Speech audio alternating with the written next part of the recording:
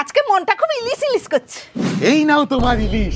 বাবারি, বানাও তোমার হাতে স্পেশাল সর্ষে পোস্ত ইলিশ। প্রথমে ইলিশ মাছটা রিং পিস করে কেটে বেছে ধুয়ে নেব। ইলিশ মাছগুলো বেশি ঘষে ধুবো না, তাতে ইলিশ মাছের স্বাদ আর তেল দুটোই নষ্ট হয়ে যায়। এবার ইলিশ মাছে নুন হলুদ মেখে 10 মিনিটের জন্য রেখে দেব। এবার একটা পাত্র নেব আর ওতে দেব ইমামি মন্ত্রা সর্ষে পোস্ত, যেটা 8 মিনিটের জন্য জলে ভিজিয়ে রাখবো।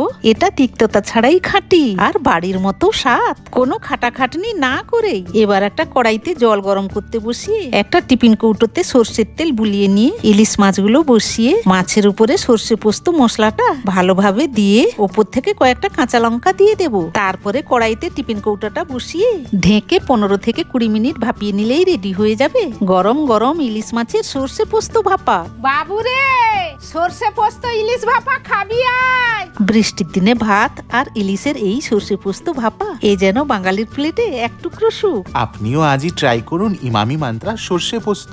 খাঁটি স্বাদ, খাটনি বাত। দারুন।